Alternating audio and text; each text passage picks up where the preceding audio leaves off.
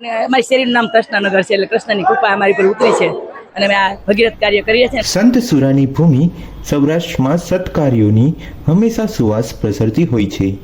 જામનગરમાં પણ છેલ્લા 19 વર્ષથી આવા સત્કાર્યોની સુવાસ રહે છે, જેમાં ગાયો અને શ્વાનના લાભાર્થે લાડુ બનાવવામાં આવે છે અને તેનું ગામોગામ વિતરણ કરવામાં આવે છે.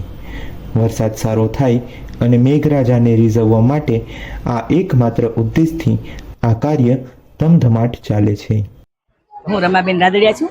આપ જોઈ શકો છો કે અત્યારે ઘણા વર્ષથી મેં આ લાડુ બનાવવાનું કાર્ય કરીએ છીએ. એનો મેઇન હેતુ એ છે કે આજ તો વટ સાવિત્રી પૂનમ છે અને એક મેઘરાજા સમયસર આવી જાય અને ખેડૂતો આનંદ પામે એટલા માટે ગાયો માટે દર વર્ષે 21 વર્ષથી અમે આ લાડુ બનાવીએ છીએ.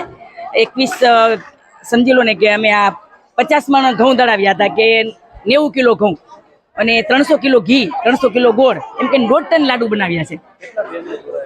અને બેનો ને ભાઈઓ બધા લગભગ એમ માની લો ને કે 300 બેનો જોડાયા છે અમે. મારું નામ મનીલાબેન ભૂપતભાઈ રામાણી છે, કૃષ્ણનગર શેરી નંબર 6.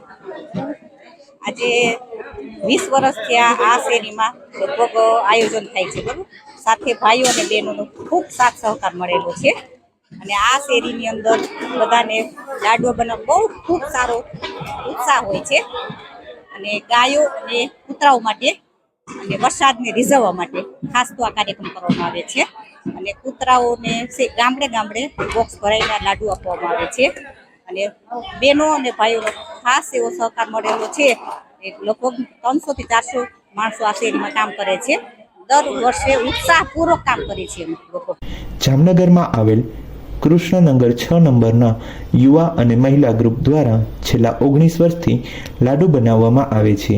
આ વખતે 20મા વર્ષમાં પ્રવેશ કરાયો છે.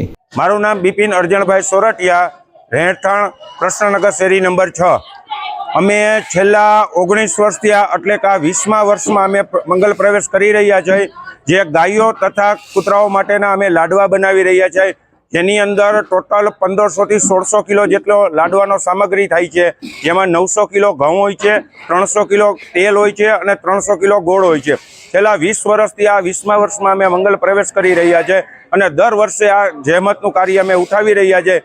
ખર્ચને પહોંચી વળવા માટે અમે બધા લોકો સંયુક્ત રીતે આની અંદર ફાળો આપીએ છીએ અને બધાના યોગદાન થકી આ કાર્યને અમે સંપૂર્ણપણે પૂર્ણ કરીએ છીએ. આ લાડુમાં 100 જેટલા સેવાભાવીઓ જોડાય છે, જે ચોમાસાના અગાઉ સારો વરસાદ થાય તે એકમાત્ર ઉદ્દેશથી લાડુ બનાવે છે અને તેની આજુબાજુના 40 જેટલા ગામોમાં તેનું વિતરણ કરવામાં આવે છે.